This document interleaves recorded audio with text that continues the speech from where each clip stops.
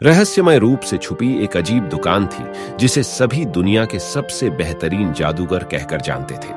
वह दुकान शहर की एक छोटी सी गली में स्थित थी जिसका नाम मिस्टिक मैजिक वार्ड था। यह दुकान केवल आवश्यक लोगों को ही दिखाई देती थी और वहां का माहौल रहस्यों से भरपूर था। दुकान के मालिक का नाम विशाल था। वह एक बहुत ही बुद्धिमान और रहस्यमय व्यक्ति था जिसने इस दुकान को संचालित किया। आवाज और चिरपिंग की आवाज में एक म्यूजिकल बॉक्स से लेकर उनके पास हर प्रकार की जादूगरी वस्तुएं थीं। अर्जुन ने विशाल की दुकान में कदम रखा।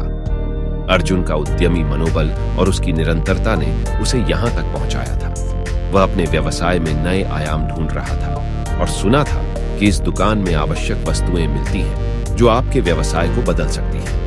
अर्जुन ने विशाल से विभिन्न जादूगरी उपकरणों के बारे में पूछताछ की और उसने एक खास दिलचस्प आइटम की तलाश में आगे बढ़ने का निर्णय लिया। वह आइटम था सपनों वाली घड़ी, जिसका कहना था कि वह आपको आपके सपनों की दिशा में मार्गदर्शन कर सकता है। अर्जुन ने उस घड़ी को खरीद लिया और वापस घर ले गया। जब रात का समय आया तो अर्जुन ने घड़ी को अपने कमरे में रखकर सो गए। सुबह होने पर उसने अपने सपनों को याद किया और जब वह घड़ी देखी तो उसमें एक छोटी सी तारीख दिखाई दी। उस तारीख के अनुसार अर्जुन ने एक नए उत्पाद की योजना बनाई और उसकी मार्केटिंग की रणनीति तैयार की।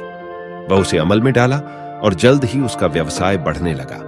अर्जुन की सफलता देखकर दूसरे व्यापारी भी विशाल की दुकान में आने लगे।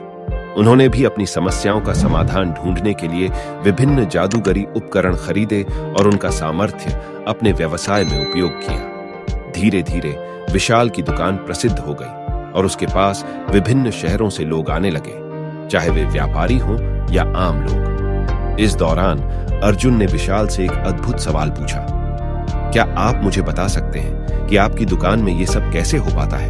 क्या आप वास्तव में जादू करते हैं? विशाल मुस्कुराया और बोला, मेरा यह काम आपकी मानसिकता को बदलने में है, आपके आत्मविश्वास को मजबूत करने में है। जादू कुछ नहीं, आत्मविश्वास, संघर्षशीलता और निरंतरता का परिणाम है। मैं बस एक साधना हूं जो आपकी मदद कर सकता हूं अपने सपनों की ओर बढ़ने में। अर्जुन ने उस दिन से समझ लिया कि असली जादू उसकी मेहनत, संघर्ष और आत्मविश्वास में है। उसने विशाल की सीखों को अपने व्यवसाय में लागू किया। समय के साथ विशाल की दुकान ने न सिर्फ अच्छा काम किया, बल्कि उसने लोगों को अपने अद्वितीय जादू में विश्वास दिलाया।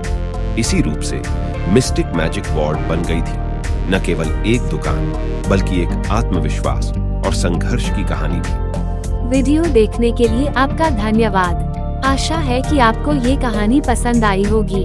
अगर कहानी अच्छी लगी तो वीडियो को लाइक और चैनल को सब्सक्राइब करना न भूलें।